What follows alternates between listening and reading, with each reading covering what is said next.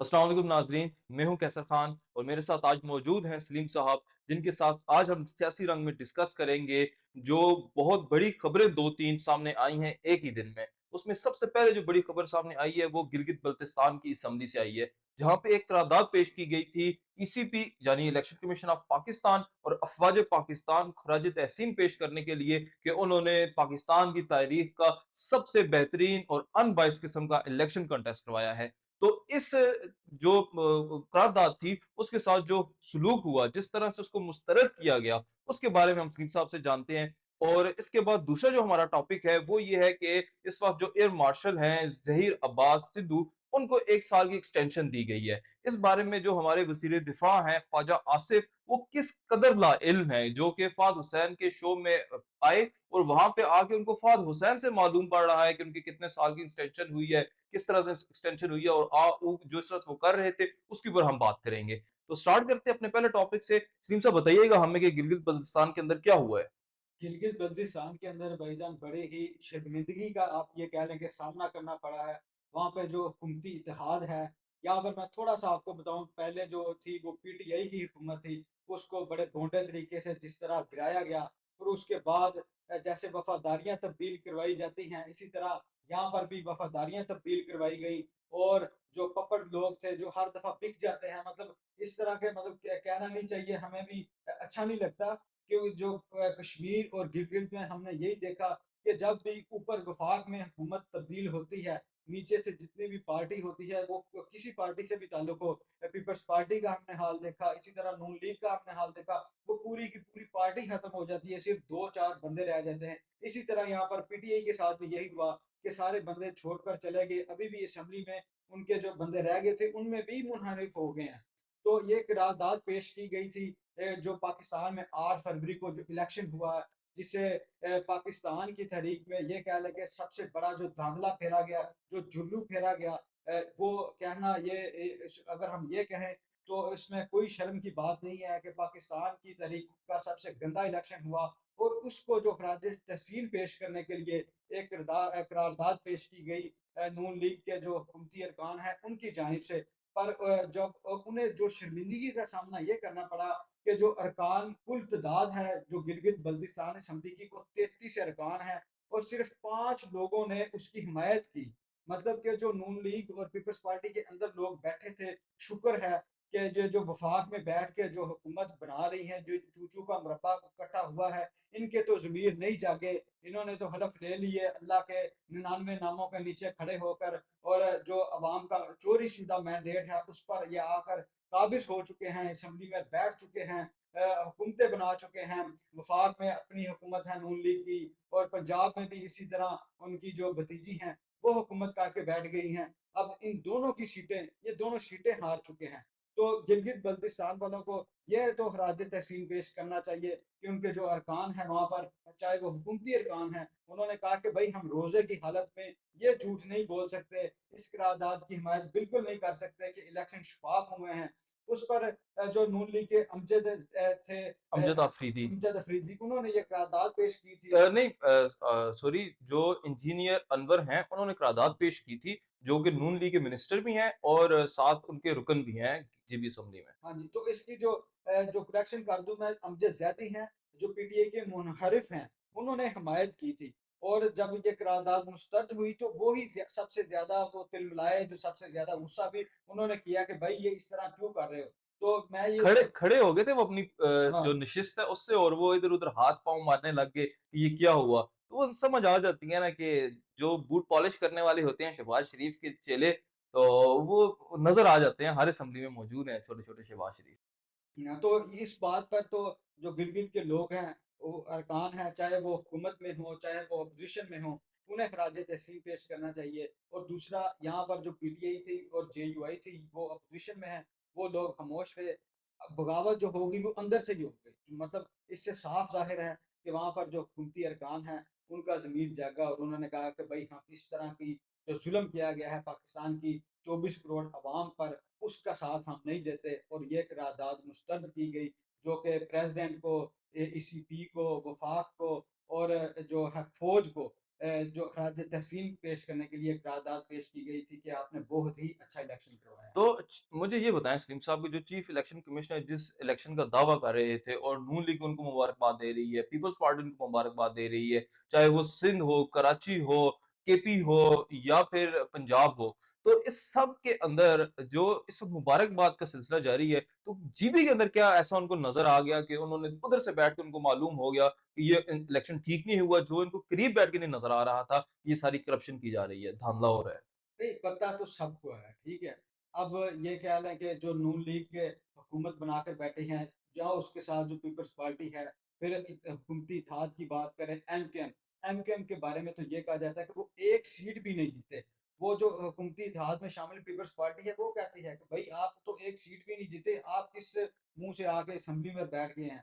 तो इस हवाले से फिर ये कहना कि शायद रमज़ान की जो शर्म खा गए हैं वो कुछ लोग हैं, उन्होंने कहा कि रोज़े की हालत में यार झूठ नहीं बोलते, एक करारदाद ही है ना, अगर हम नहीं वोट देते तो खैर है। शायद अगर वोट देते और दूसरा जो जिस तरह के इलेक्शन में वोट खरीदे जाते हैं या इस तरह का होता तो फिर अरकान का जो था वो ज़मीर मुझे ये लगता है सलीम साहब के हर असेंबली में इसी तरह का ही मंज़र देखने को मिलता अगर उसके लिए जो है तो वो प्रिपरेशन जैसे की गई थी। जीबी असेंबली को इन्होंने इतना ज़्यादा सीरियस नहीं लिया उन इदारों ने, ठीक है, जो इस सारी चीज़ को मैनिपुलेट करते हैं, इलेक्शंस को मैनिपुलेट करते हैं, उन्होंने इसको जो है तो वो करारदाद को इतना संजीदगी से नहीं लिया था। तो जिस वज़ह से वो इनके लिए जो है तो मुँह के ऊपर एक तमाचा मिला है। और वैसे भी क कहते हैं ना कि जिस वक़्त ना कोई चोर चोरी कर रहा होता है, तो हमेशा कुछ ना कुछ उससे ऐसा गलत हो जाता है जहाँ से उसकी चोरी पकड़ी जाती है। तो ये भी एक ऐसा ही नुक्ता है जो उठ के सामने आया है और ये तारीख के सफ़ों पे लिखा जाएगा कि एक ऐसी भी जो है तो करारदाद आई थी जिसके अंदर अपोज़िशन सॉरी हुकूमत के अपने अरकान ने जो है वो ये वोट दिया था कि नहीं ये इलेक्शन ठीक नहीं हुए हैं।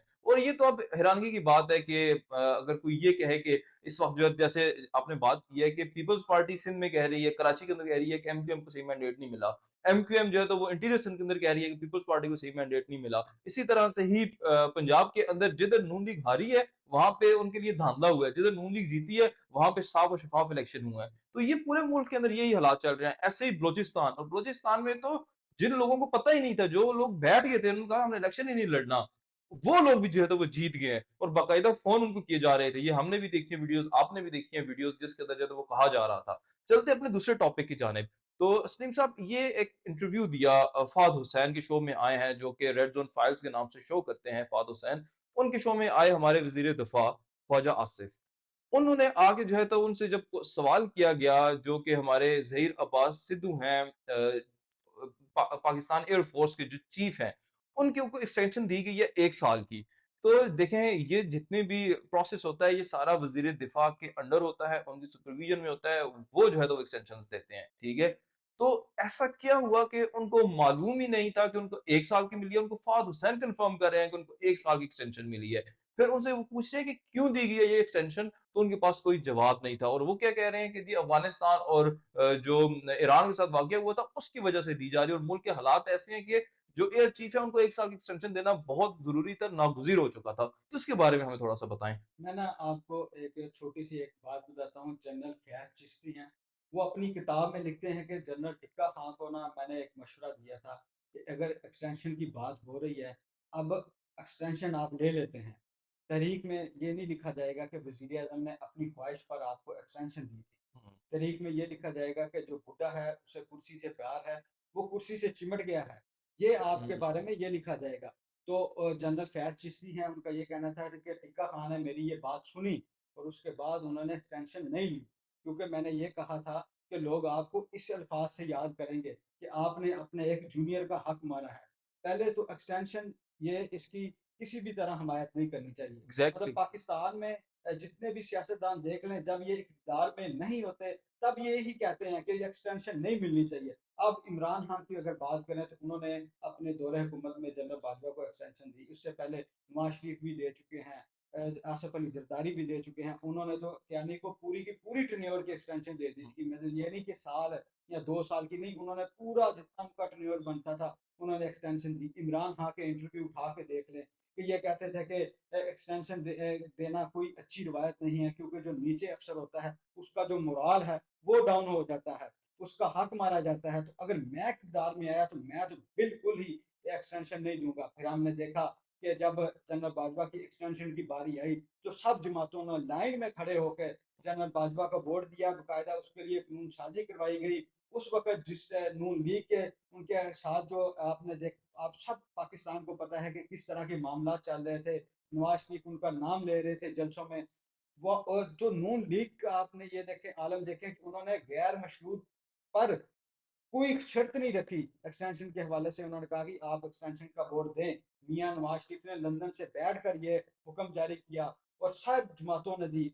अब जो पीपल्स पार्टी है, अब इस पर हम जो उनका जो स्टांस हमें जो नजर आ रहा है वो बेहतर है।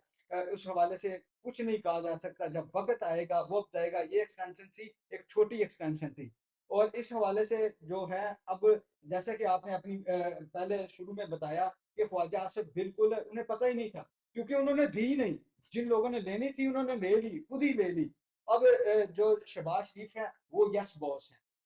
शहबाज शरीफ ही सूट करते थे इस निज़ाम को, जो इस वक्त पाकिस्तान में हाइब्रिड प्लस निज़ाम चल रहा है, प्लस प्लस निज़ाम चल रहा है। अब तो जो हुकूमत के जो बड़े ओहदे हैं, जो इंतजामी अमूर हैं, वो इनके पास नहीं है, क्योंकि इनके पास अवामी मैंडेट नहीं है, इनके पास वजारत खजाना नहीं है, इनके पास वजारत दाखिला नहीं है, इनके इनके पास पास लेकिन वजारत दिफा नहीं है, इनके इनके पास पास कुछ भी चेरी नहीं है। ब्लॉसम है। हाँ, इनके पास सिर्फ और सिर्फ ये है कि जो तख्तियां लगेगी इनका वो इफ्ताह करेंगे। आप देखें कि जो इकॉनमी है वो हुकूमत हैंडल करेगी। दिफा का मसला वो पहले ही उनके पास होता है। अब जो वजीर खारजा है वो भी उनका अपना है। तो ये जो पीपल्स पार्टी की मैं बात करूं, तो उस वक्त जो जनरल बाजवा थे, उनकी जो बाद में तो उन्होंने हमायत की कि हमें नहीं देनी चाहिए थी। पर जब आसिम मुनीर की एक्सटेंशन की भी बात चल रही है जनाब, हम्म, ये कहा जा रहा है कि शायद उन्हें भी एक्सटेंशन दी जाएगी। तो इस हवाले से जो पीपल्स पार्टी के हुशीर शाह साहब हैं, उनका ये कहना है कि पहले तो जनरल जो है आसिम मीर, उन्हें एक्सटेंशन लेनी ही नहीं चाहिए। अगर एक्सटेंशन दी जाती है तो हम उसकी मुखालफत करेंगे। अब ये जो एक्सटेंशन दी गई है एयर चीफ को, इसमें आप देखें कि आप ये कह रहे थे कि ख्वाजा आसिफ है वो लाइलम है। जो उनके इत्तेहादी हैं, मेन इत्तेहादी जिनकी बैसाखियों पर ये हुकूमत खड़ी है, उन्हें भी नहीं पता था भाई। कमर उस्मान एग्जैक्टली। कायरा कह रहे हैं कि एक्सटेंशन नहीं मिलनी चाहिए थी। मतलब ये किसी से मुशावरत नहीं की गई, एक्सटेंशन खुद दी गई। और दूसरा, जिस साहब को एक्सटेंशन दी गई है, उनके जो भाई हैं वो नून लीग के टिकट पर एमएनए हैं। खारिया से गुजरात के हल्के एन 65 से वो जीते हैं। और उनके हवाले जीते से नहीं है, फॉर्म 47 पे बने हम हैं। 47 से जीते, मतलब अभी तो वो जीत गए ना, जितवा दिया गया जिन्हें। नहीं देखिए, इस वक्त हमारे मुल्क के अंदर ना अवाम सब जानती है, बिल्कुल एक तफरीक वाज़ेह है कि कौन फॉर्म 45 का है और कौन कौन फॉर्म 47 का है। तो ये 90,000 की लीड से हारे हैं, ठीक है, और तीसरे नंबर पे ये आए थे और फिर ये जो है जीत गए हैं, तो वो फॉर्म 47 से जीते हैं, जाहिर सी बात है। जब रिजल्ट आ रहे थे और इनका दूर दूर तक कोई मुकाबला ही नहीं था, वहां पर फिर जो पीटीए के बैक कैंडिडेट थे वजाहत सैयद वजाहत शाह, वो मुकाबला कर रहे थे कमर उस्मान कायरा का। और उससे भी जो रिजल्ट सामने आ रहे थे, तकरीबन 50% रिजल्ट आ गए। और ये वजाहत शाह साहब हैं, वो 30-35 हजार की लीड से आगे जा रहे थे। जो इनके भाई हैं नसीर सिंधु साहब, ये तो मुकाबले में ही नहीं थे। फिर वो इनकी जो बात इनकी होती है। 1,28,000 के करीब वोट थी सैयद वजाहत हुसैन की, जो कि पाकिस्तान तहरीक इंसाफ के थे। और ये जो साहब हैं नसीर सिद्धू सॉरी, इनकी जो वोट थी वो तकरीबन 32,000 के करीब थी, 38 हजार। 38,000। तो मतलब कि तकरीबन 90,000 का जो है तो वो डिफरेंस था, क्योंकि कमर जमान कायरा को उन्होंने जो है तो वो गवर्नरशिप देनी थी, तो इसलिए जो है उनको उन्होंने साइड लाइन किया और तीसरे नंबर वाले को ला के जो है तो वो सामने बैठा दिया, तो क्योंकि वो एक उनका अपना यहाँ बंदा है। पर कायरा साहब की दो दफा तारीफ करनी बनती है। एक तो अभी भी उन्होंने कहा कि एक्सटेंशन नहीं मिलनी चाहिए थी। हम्म, और दूसरा, कायरा साहब ने 52 हजार वोट लिए हम्म, जो जहाज हुसैन के मुकाबले में। पर उसके बाद उन्होंने भी ये बयान दिया था हम्म। कि फार्म 45 जो हमारे पास हैं उनके मुताबिक है, ये तीसरे नंबर पर जो नून लीग के कैंडिडेट हैं ये नहीं जीते, इनके वोट महज 38 हजार हैं। हुँ। और कमर जुबान कायरा ने इस बात को तस्लीम किया था। तो इस बात, ये वही बंदा तस्लीम करता है ऐसी चीज कि जो सियासी वर्कर हो, जो प्योर सियासत से उठकर आया हो, देखें, जिसने इसमें ग्रासरूट से मैं सियासत की। इसमें एक चीज़ ऐड करना चाहूँगा सलीम साहब के, देखें, ये चीज़ जो नसीर साहब हैं, ठीक है, नसीर सिंधु, उनको जो है तो ये बात ज़हन में रखनी चाहिए कि ये इस वक़्त उनके भाई जो है वो कुर्सी पे बैठे हैं तो उनको ये फ़ेवर तो मिल गया है। लेकिन एक बात याद रखिएगा कि एक अभी हमारे जो है तो वो साबिक आर्मी जनरल हैं, जिनके भाई इस वक़्त हवालात में हैं। उनके ऊपर करप्शन के मुकदमे चल रहे हैं। तो ये बात आप याद रखिएगा कि जैसे ही आपके भाई भी रिटायर होंगे, तो फिर आपके साथ भी ऐसा ही होगा। क्योंकि ये मुकाफ़ात अमल है, ये चीज़ें सामने आ जाती हैं। तो इसलिए ये कभी भी ना रहें, कोई भी जो है तो वो हमेशा की बादशाह लेकर नहीं आता है। तो इस बारे में भी थोड़ा-सा बताएँ सलीम साहब? जी मुझे तो लगता है कि यार कुछ भी नहीं होगा क्योंकि ताकतवर लोग हर दफ़ा इलेक्शन करवाते हैं और उनकी मान ली जाती है। अब भी देखें कि बड़ी ढिठाई से फॉर्म 45 भी उन्होंने जारी कर दिए, हुँ, टैंपर हुए, ठीक है? जहाँ पर किसी के पोलिंग एजेंटों के दस्तखत नहीं है, जो प्रिजाइडिंग ऑफिसर हैं उनके दस्तखत नहीं है। वहाँ पर सारा 6 को 9 कर दिया गया, 0 को के आगे किसी के 7 वोट थे तो उसको मिटा के 8 कर दिया गया। मतलब इस तरह बड़ी ही जो बेहुदा किस्म की धांधली की गई और इसमें अगर आप ये कहते हैं कि बाद में कुछ होगा, अगर इतना इन्हें खौफ़े खुदा होता, ठीक है? वो इस तरह के काम ना करते। जी नाज़रीन, तो ये थी आज की खबरें। उम्मीद है कि आपको हमारा एनालिसिस भी पसंद आया होगा और इस तरह की अच्छी-अच्छी खबरें सुनने के लिए और एनालिसिस सुनने के लिए हमारे चैनल को ज़रूर सब्सक्राइब करें और साथ लगे बेल आइकन को भी ज़रूर क्लिक करें। अब तक के लिए इतना ही था। अपना ख्याल रखिएगा। खुदा हाफ़िज़।